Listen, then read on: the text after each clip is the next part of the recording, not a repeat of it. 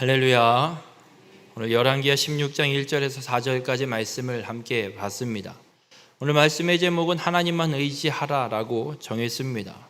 오늘 읽은 본문의 이 16장에는 유다 왕 아하스에 대한 이야기가 기록되고 있습니다.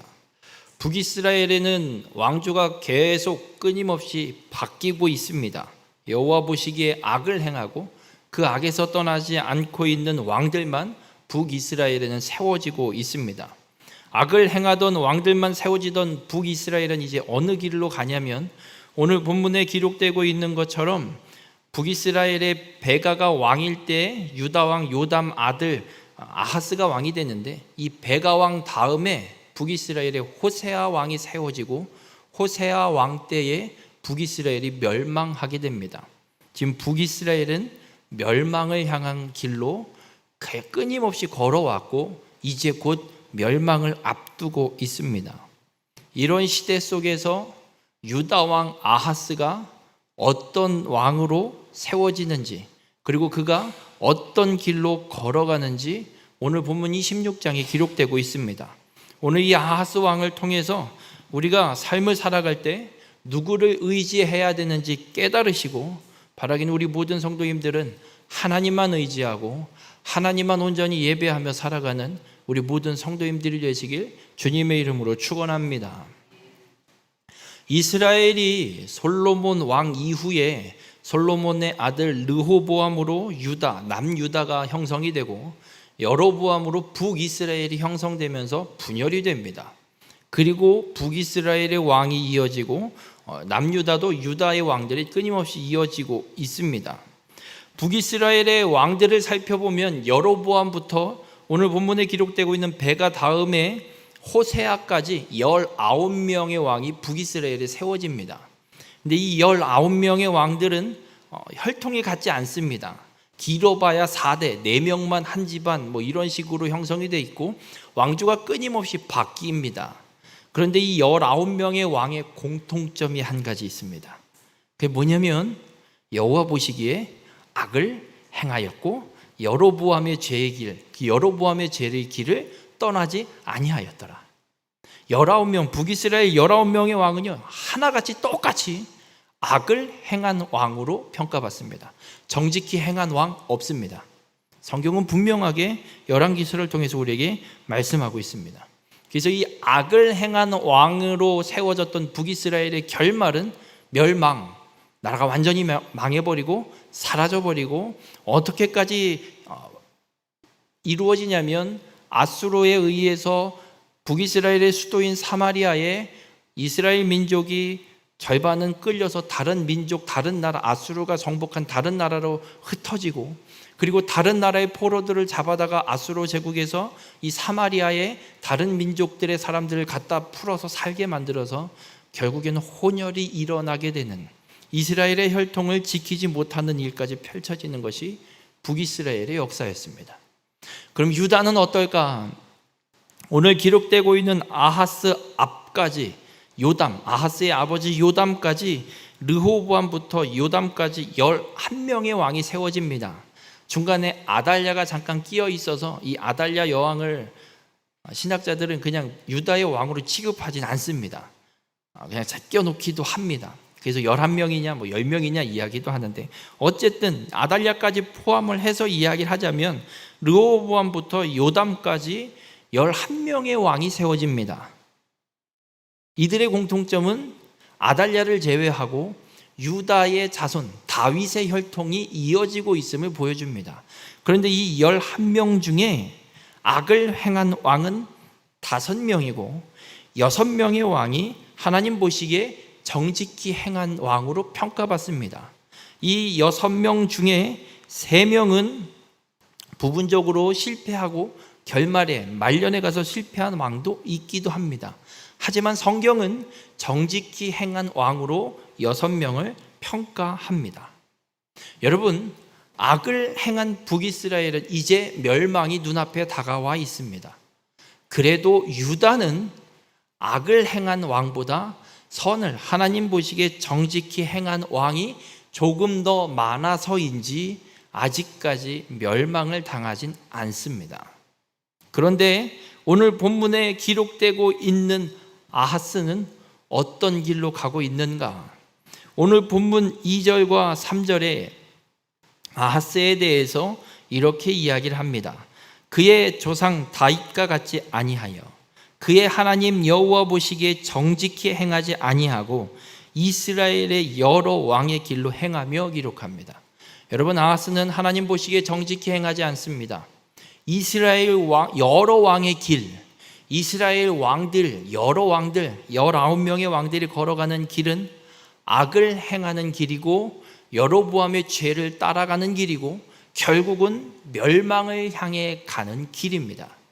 그런데 아하스가 그 길을 똑같이 따라 걸어가고 있습니다. 북이스라엘의 왕의 길로 행하는 것, 바로 멸망을 향해 걸어간 길임을 오늘 성경은 우리에게 말씀하고 있고, 아하스는 그 멸망의 길을 똑같이 쫓아서 선택하고 그 길을 걸어가고 있습니다. 그것으로 끝나지 않습니다. 본문 3절에 중반절에 이렇게 기록을 합니다. 또 여호와께서 이스라엘 자손 앞에서 쫓아내신 이방 사람의 가증한 일을 따라 자기 아들을 불 가운데로 지나가게 하며, 이 또로 번역되고 있는 히브리어가 어떤 뜻이냐면 그리고 심지어, 멸망을 향해 가는 북이스라엘의 왕들의 길을 쫓아간 것만도 심각한 문제인데 거기에 더해서 심지어 어느 행동까지 하냐면 하나님이 쫓아내신 이방 사람들의 가증한 일을 따라서 자기 아들을 불 가운데로 지나가게 했다라는 겁니다. 이게 무슨 이야기냐면 자기 아들을 불로 태워서 몰렉에게 바치는 인신 제사를 이야기합니다. 가나안 족속들이 섬기고 있었던 신들 중에 하나 몰렉이 있습니다. 이 몰렉은 어떻게 섬김을 받냐면 왕의 자식이나 어떤 제사를 드리는 자의 아들을 불로 태워서 인신 제사를 드려야 받아준다는 겁니다. 그리고 이 시대의 사람들이 어떻게 몰렉을 숭배했냐면, 몰렉이 우리가 온전히 몰렉을 숭배하지 못하고 섬기지 못해서 전쟁이 나거나 재난이 나타난다라고 생각을 했습니다. 그래서 전쟁이 터지거나 혹은 어떤 재난이 발생하면 우리가 신께 뭔가 잘못했구나, 몰렉에게 뭔가 잘못했구나, 제사를 드려야겠구나, 그리고 아들을 갖다 바치는 거예요. 불로 태워서. 이게 몰렉이 행하는 제사고, 아하스가 똑같이 자기 아들을 불 가운데로 지나가게 하고 있는 건 몰렉의 인신제사, 몰렉에게 섬겼던 이 제사를 아하스가 똑같이 쫓아하고 있다는 겁니다. 이 제사를 언제 드렸느냐라고 주장하냐면 16장에 기록되고 있는 북이스라엘과 아람 왕이 연합해서 남유다를 공격하는 전쟁이 기록됩니다. 이 전쟁이 일어나게 됐을 때 아하스가 몰렉에게 이 제사, 자기 아들 불 가운데로 지나가게 하는 우상을 숭배하는 이 제사를 행한 것으로 추정합니다. 이야기는 무슨 이야기냐면 그만큼 아하스 왕 때에 타락이 극에 달했다라는 겁니다. 하나님께서 말씀하신 대로 정직히 행한 요담의 아들인데, 아들 아하스는 아버지 요담과는 반대로 악이란 악은 아주 그냥 극악무도한 모든 우상 숭배 일들을 다 행하고 있다는 겁니다. 우리 모든 성도님들, 북이스라엘이 우상 숭배로 멸망의 길을 걷고 있고 이제 곧 멸망의 앞에 다가오고 있는 시점의 역사의 시대입니다. 그 시대에 아하스 왕이 행한 악을 성경이 기록하고 있습니다. 이 성경을 누가 보게 되는 거냐면 바벨론의 포로로 끌려가 있는 유다의 남은 자들. 이들은 이미 유다의 역사와 북이스라엘의 역사가 어떻게 펼쳐졌고 어떻게 성취됐는지 이미 다 알고 있는 사람들입니다. 이미 다 이루어지고 지나간 과거의 역사를 열왕기서에 기록된 하나님의 말씀으로 지금 읽고 있는 겁니다. 아하스 왕이 어떤 왕인지도 알고 있고 북이스라엘이 어떻게 멸망하게 됐는지도 이미 다 알고 있는, 그 역사를 알고 있는 바벨론의 포로로 끌려간 유다의 남은 자들이 보고 있는 겁니다. 이들은 분명 깨닫게 되는 겁니다. 하나님 보시기에 악을 행한 자의 결과가 무엇인지 멸망임을 분명하게 보게 되는 겁니다. 여러분, 하나님을 떠나 악을 행하는 자는 멸망을 당합니다. 유다도 결국에는 이후 역사에 악을 행하고 우상 숭배의 길을 떠나지 않아서 결국은 훗날 멸망하게 됩니다. 여러분, 악을 행하는 자, 그렇습니다. 멸망을 당합니다. 하나님은 바벨론의 포로로 끌려가 있는 유다의 남은 자들에게 말씀하고 있습니다. 악을 행하는 자, 멸망을 당하는 것을 보고 악에서 떠나 하나님의 길로 돌아오라고 하나님은 지금 유다의 남은 자들에게 선언하고 있습니다. 우리 모든 성도님들, 세상이 아무리 재미있고 즐겁고 있어 보여도 세상을 쫓아 행하는 건 악을 행하는 겁니다. 하나님은 우리에게 말씀합니다. 악을 떠나고 하나님의 길로 돌아오라고, 멸망의 길을 떠나 하나님의 길로 돌아오라고 말씀하고 있습니다. 바라긴 우리 모든 성도님들의 삶이 악을 떠나고 하나님 보시기에 정직히 행하는 믿음의 삶을 끝까지 살아가는 우리 모든 성도님들이 되시길 주님의 이름으로 축원합니다. 아하스 시대, 아하스가 왕이 되었을 때 5절 이후부터 보면 아람 왕 르신과 이스라엘 왕 베가가 연합해서 이 유다를 공격하러 내려옵니다. 왜 이런 역사가 펼쳐지냐면 이 시대에 역사가 있습니다. 이때 어떤 나라가 제국으로 세워지냐면 아수르라는 나라가 제국으로 세워졌고, 이 아수르 제국이 어떤 정책을 피냐면 아프리카 땅 정복을 꿈꾸고 있습니다. 아프리카 땅을 정복하려면, 아수르가 아프리카를 가려면 어떻게 가야 되냐면 팔레스타인을 지나서 이집트를 지나서 가야 아프리카 제국, 이 아프리카 대륙에 갈 수 있고 거길 정복할 수 있는 거예요. 그럼 아수르 제국이 가장 먼저 정복해야 되는 건 팔레스타인 지역입니다. 팔레스타인 지역의 제일 북쪽에 무슨 나라가 있냐면 아람이 있습니다. 그 밑에 북이스라엘이 있습니다. 그 밑에 유다가 있습니다. 그리고 서쪽으로 넘어가면 이집트가 나오는 거예요. 그러니 아수르 제국이 아프리카를 정복하기 위해서 먼저 이집트를 정복해야 되는데, 이집트를 가기 위해서는 아람을 밟고 북이스라엘을 밟고 유다를 지나서 가야 돼요. 그러니 아람 입장에서는 지금 어떤 상황입니까? 아수르 제국의 공격을 막아야 돼요. 아람과 북이스라엘도 계속 티격태격하고 있는 관계입니다. 앞에 역사를 읽어보시면, 열왕기 역사를 쭉 읽어보시면 아람과 북이스라엘이 끊임없이 서로 땅을 정복하고 빼앗고 왔다 갔다 막 싸우는 사건들도 끊임없이 기록되어 있습니다. 그런데 아람 왕이 한 발 물러서면서 아수르 제국의 공격을 받기 위해서 북이스라엘의 동맹을 제안하고, 북이스라엘도 오케이, 그래, 막자. 니네가 막아줘야 우리가 피해가 없지. 왜냐하면 아람에서 막히면 북이스라엘까지 아수르가 못 내려오잖아요. 그러니 북이스라엘이 아람의 제안에 동맹을 맺고 아수르 제국을 막기로 결정합니다. 그런데 한 가지 불안 요소가 있어요. 북이스라엘 밑에 유다가 있잖아요. 유다가 갑자기 툭 나서 아수르와 손을 잡고 자기를 치면, 북이스라엘을 치면 전쟁이 어떻게 되겠습니까? 전쟁 하나하나예요. 위에서 아수르 제국이 치고 밑에서 유다가 깨짝깨짝 건들면 북이스라엘과 아람의 연합군이 아무리 세다 한들 이길 수 없습니다. 그래서 유다에게 동맹 제안을 하는 거예요. 우리랑 같이 아수르를 막자. 그럼 유다가 그래? 같이 하지 뭐. 동족인데 북이스라엘이. 그렇게 하지 않습니다. 싫은데 거부합니다. 그리고 아수르 왕에게 사신을 보내서 지금 북이스라엘과 아람이 동맹을 맺고 우리를 지금 공격하려고 합니다. 도와주세요! 라고 사신을 보내서 편지를 보내고 있습니다. 여러분, 북이스라엘과 아람의 이 동맹, 연합, 아수르를 막기 위한 이 연합에 거부한 일로 유다가 아람과 북이스라엘의 연합군에 의한 공격을 받게 되는 겁니다.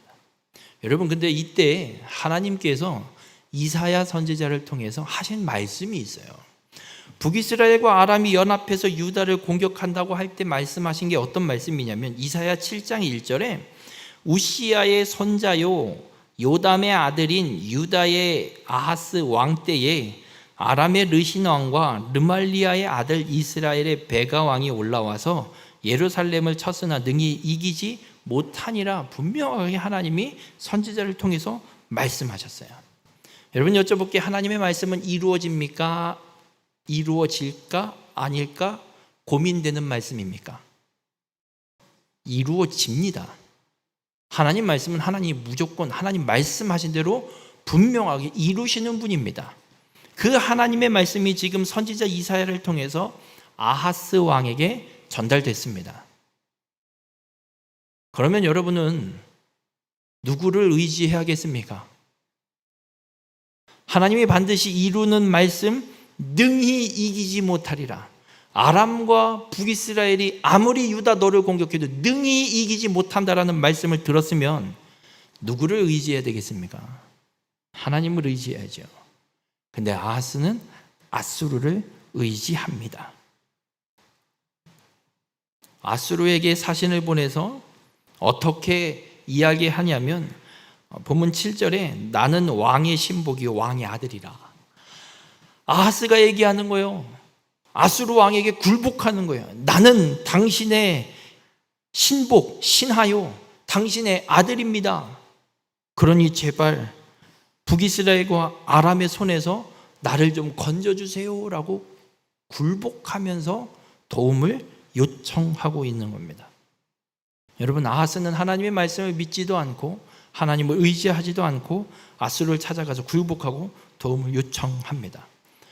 근데 이 도움을 요청하러 사신들을 보낼 때 어떻게까지 하고 보내냐면 8절에 아하스가 여호와의 성전과 왕궁 곳간에 있는 은금을 내어다가 아수르 왕에게 예물로 보냈더니, 여러분, 성전에 있는 은금, 성전에 있는 기구들이에요. 이걸 싹 다 긁어다가 아수르 왕에게 주고 있는 거예요.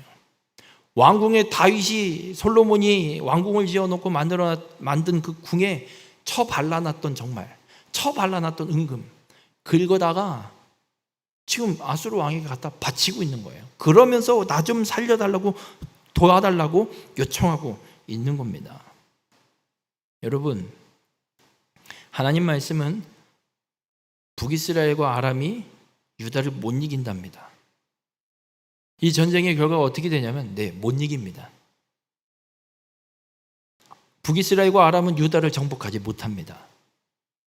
아수르가 아람의 다메섹을 정복하고 전쟁을 유다를 침략도 못합니다.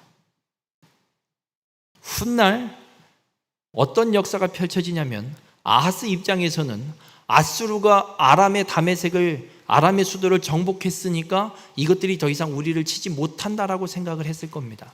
그런데 결국은 어떻게 되냐면 훗날 아하스가 죽고 히스기야 왕 때에 아수르는 유다를 공격합니다. 여러분, 아하스에게 이 예물까지 바치고 굴복하면서 도와달라고 했으면 아수르는 유다를 치면 돼요, 안 돼요? 안 되죠. 나쁜 놈이죠. 치면 조약을 어긴 나쁜 놈이 되는 거죠. 그런데 결국은 아수르가 유다를 나중에 또 치게 되는 역사를 보게 됩니다. 여러분, 아하스는 하나님을 믿지도 않고 하나님의 말씀을 듣고도 믿지 않고 세상인 아수르를 의지했습니다. 여러분, 우리가 아무리 세상을 의지하고 살아가면 세상이 우리에게 뭔가 도움이 되고 힘이 되고 나를 살려줄 것 같지만 결과는 그 훗날 돌아본 결과는 오히려 세상이 우리의 뒤통수를 치거나 우리를 더 넘어뜨리거나 우리를 짓밟는 역사가 펼쳐짐을 성경을 통해서 하나님 우리에게 분명하게 말씀하고 있습니다. 여러분, 우리가 삶을 살아갈 때 위협과 위기의 순간이 다가올 수 있습니다.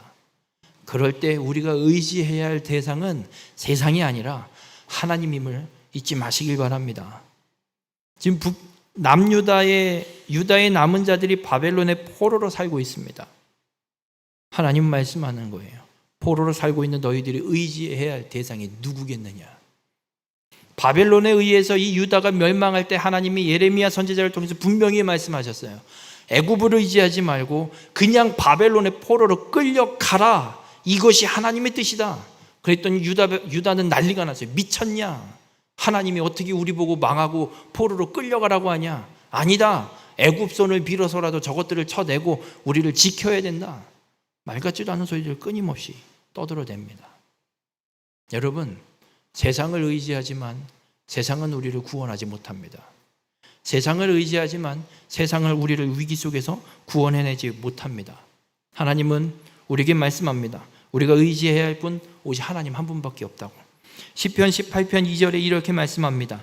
여호와는 나의 반석이시요 나의 요새시요 나를 건지시는 이시요 나의 하나님이시요 내가 그 안에 피할 나의 바위시요 나의 방패시요 나의 구원의 뿌리시요 나의 산성이시로다. 하나님밖에 없다고 분명하게 말씀하고 있습니다. 우리 모든 성도님들, 세상 그 어느 누구도 우리가 의지할 대상이 아닙니다. 위기와 위협이 생길 때, 혹은 어려움과 고난의 길들이 생길 때 오직 하나님만이 나의 피할 바위시요 나의 구원자 되심을 믿고 세상이 아닌 하나님만을 의지하는 우리 모든 성도님들이 되시길 주님의 이름으로 축원합니다. 아하스가 그렇게 아수르를 의지했습니다. 고맙게도 아수르가 아람의 수도 다메섹을 정복해서 아람을 쳐 없애버립니다. 그렇게 아수르가 아람의 수도 다메섹을 정복하자 아하스 왕이 아수르의 왕을 만나기 위해서 다메섹에 직접 올라갑니다. 고맙잖아요. 공격당했고 막아준 게 아하스 왕처럼 비춰지고 있으니 하나님이 말씀하신 대로 이루어진 것뿐인데, 하나님이 그 역사를 주관한 건데 아하스 왕은 그게 중요한 게 아니라 아수르 왕에게 가서 인사를 하고 이 관계, 주종 관계를 더 굳건히 해서 북이스라엘도 우리를 더 이상 못 치게, 더 이상 우리가 피해를 입지 않게 아수르 왕과 아주 그냥 끈끈한 관계를 맺어야겠다 생각하고 아수르 왕을 만나기 위해서 다메섹으로 올라갑니다. 놀랍게도 다메섹에 올라가서 아하스 왕이 아수르 왕을 만났다는 기록이 성경에는 없습니다. 만났는지 안 만났는지는 모르겠어요. 하지만 성경은 그걸 얘기하지 않습니다. 그런데 무엇을 이야기하냐면 오늘 본문 14절, 15절 부분에 보면 10절 말씀에 보면 이런 말씀을 기록합니다. 아하스 왕이 아수르의 왕 디글랏 벨레셀을 만나러 다메섹에 갔다가 거기 있는 제단을 보고 아하스 왕이 그 제단의 모든 구조와 제도의 양식을 그려 제사장 우리아에게 보냈더니, 아하스 왕을 만나러 갔는데 본 건 뭐냐면 다메섹에 세워져 있는 제단을 봐요. 그리고 그걸 그대로 복사해서 그려서 도면을 그려서 유다에 있는 제사장에게 보내서 똑같이 만들라고 시켜요. 그것만이 아닙니다. 성전의 번제단의 위치를 마음대로 바꿔버립니다. 여러분, 성전은, 성막은 하나님이 말씀하신 설계도가 있어요. 그 설계도대로 만들어 놓고 그 각각의 위치까지, 성물의 위치까지도 하나님이 지정해 주셨어요. 그래서 그 자리에 정확하게 놓고 하나님의 말씀대로 제사를 드리는 곳이, 예배를 드리는 곳이 성전이고 성막이에요. 그런데 아하스는 다메섹에 있는 제단을 보고 그대로 갖다 복사해서 제단을 새로 만들고 성전에 있는 기구들도 지 멋대로 다 바꿔버려요. 그리고 15절에 보면 어떤 일을 하냐면 하나님께 드려야 될 상번제가 있습니다. 이 상번제는 아침과 저녁 매일 하나님 앞에 드려야 되는 제사예요. 이 상번제를 어디서 드리게 하냐면 여호와의 제단이 아닌 다메섹에서 보고 온 제단을 따라서 만든 제단, 우상을 숭배하는 제단이에요. 이 제단에서 제물을 드리고 분향을 하고 하나님 앞에 제사를 이건 하나님이 받는 제사가 아니에요. 아하스 왕이 무슨 짓을 하고 있냐면 하나님의 말씀을 다 버리고 하나님의 제단을 우상을 숭배하는 제단으로 완전히 다 뒤바꿔버리는 거예요.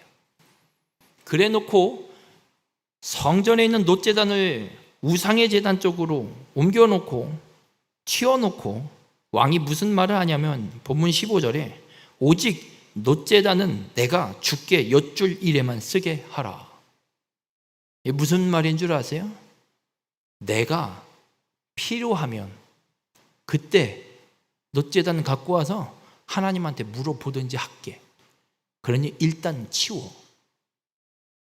하나님을 무슨 도깨비 방망이쯤으로 생각하고 지가 필요할 때만 하나님 찾아서 하나님 내가 지금 이거 필요하거든. 이거 어떻게 하면 되는 거예요? 내놔봐 빨랑. 이 짓을 하겠다라는 겁니다.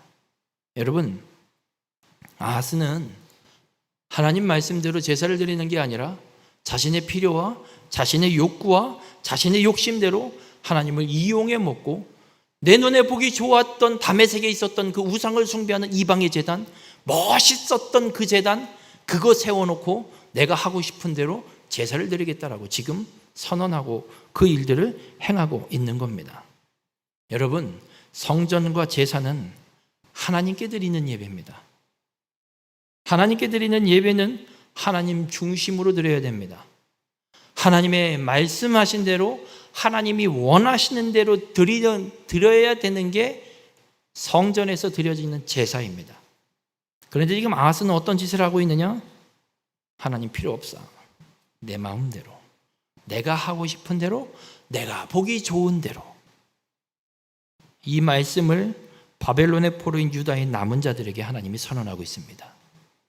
하나님은 무엇을 말씀하실까? 너희들의 조상은 나를 섬기지 않고 내게 온전한 예배를 드리지 않고 지 욕심대로 인간 중심으로 인간이 원하는 대로 우상을 세워놓고 내 제단에서 우상을 세워놓고 우상을 향한 제사를 드리고 앉아있더라. 그래서 니네가 지금 멸망을 당했고 바벨론의 포로로 살고 있는 거야. 너희들이 회복이 되거든 해야 될 일이 뭔 줄 아느냐? 나를 향한 이 제사, 이 예배를 온전히 회복하라. 하나님 말씀하고 있는 거예요. 놀랍게도 바벨론의 포로로 70여 년 살다가 이 백성들, 이 유다의 남은 자들을 하나님이 예루살렘으로 회복시키십니다. 그래서 바벨론 포로에서 귀환한 자들이 예루살렘에 돌아와서 살기 시작하는데 7달 지나서 한 첫 일들을 기록합니다. 이건 성전 재건도 하기 전입니다. 7달 동안 아무것도 안 하고 그냥 어떻게 살아야 되나 정착하는 시간들이 있었던 것 같아요. 에스라서에서는 이렇게 3장 2절과 4절에 그 7달이 지나고 나서 이 포로에서 돌아온 유다의 남은 자들이 행한 일을 이렇게 기록합니다. 이스라엘의 하나님의 제단을 만들고 성전을 재건한 게 아닙니다. 제단을 만들고 하나님의 사람 모세의 율법에 기록한 대로 번제를 그 위에서 드리려 할세 우리가 모든 나라 백성을 두려워하여 제단을 그 터에 세우고 그 위에서 아침 저녁으로 여호와께 번제를 드리며 기록된 규례대로 초막절을 지켜 번제를 매일 정수대로 날마다 드리고. 여러분, 유다의 남은 자들이 회복하고 예루살렘에 돌아와서 가장 먼저 한 건 하나님께 제단을 세우고 하나님께 제사, 하나님께 예배를 드리고 절기, 초막절을 지켜 행한 겁니다. 오늘 이 아하스의 사건을 통해서 하나님은 분명하게 말씀하고 있습니다.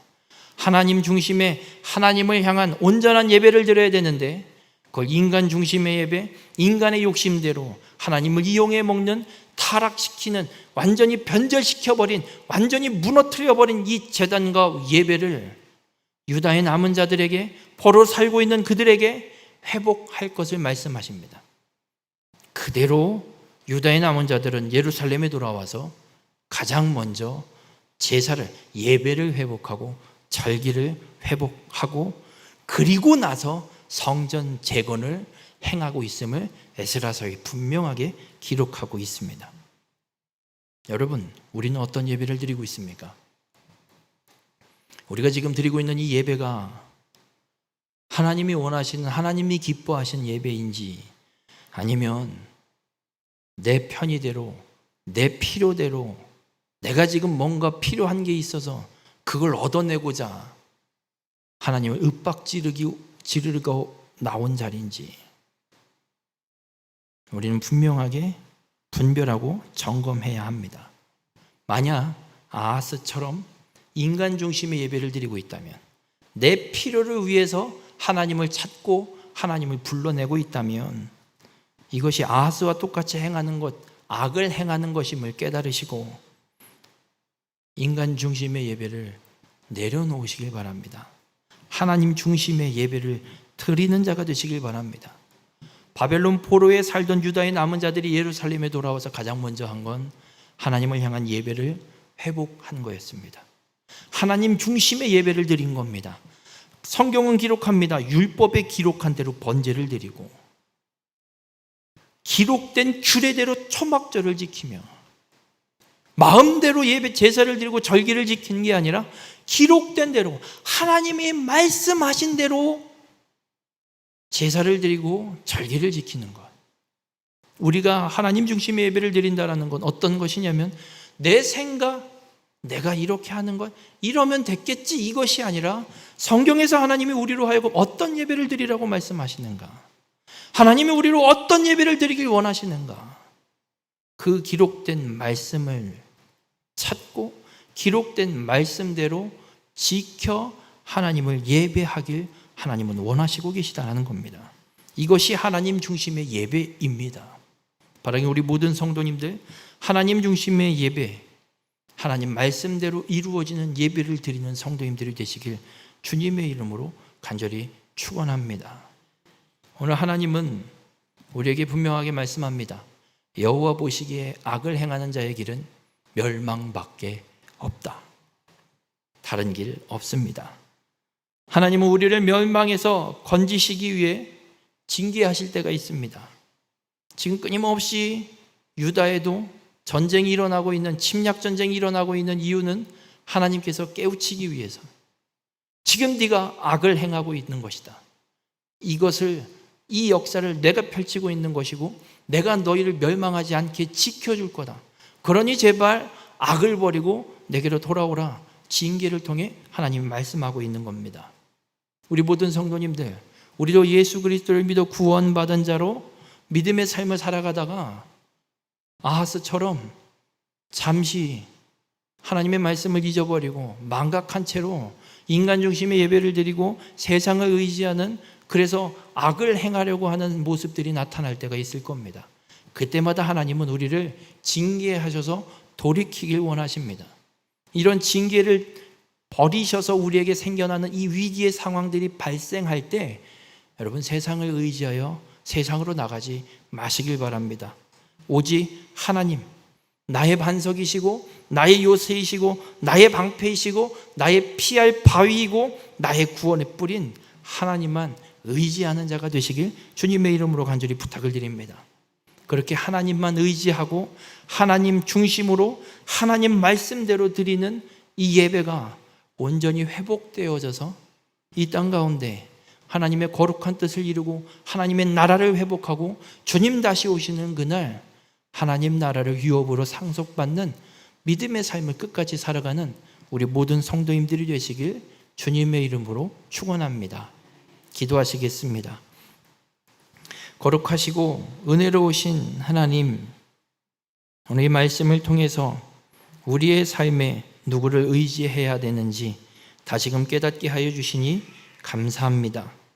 아하스 왕이 여호와 보시기에 악을 행하고 세상을 의지하다가 결국은 멸망의 길로 갔던 역사를 보게 됩니다. 우리들 또한 하나님을 떠나 악을 행하면 멸망의 길을 걸어가는 것임을 분명히 깨닫고 고백합니다.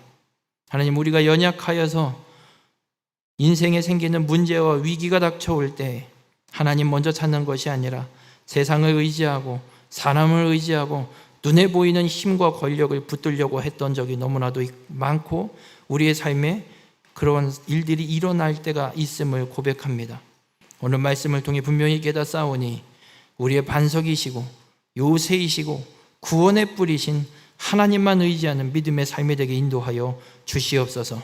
세상의 힘과 지혜가 아닌 오직 구원자 주님만 바라보며 살아가는 믿음을 우리에게 허락하여 주시옵소서.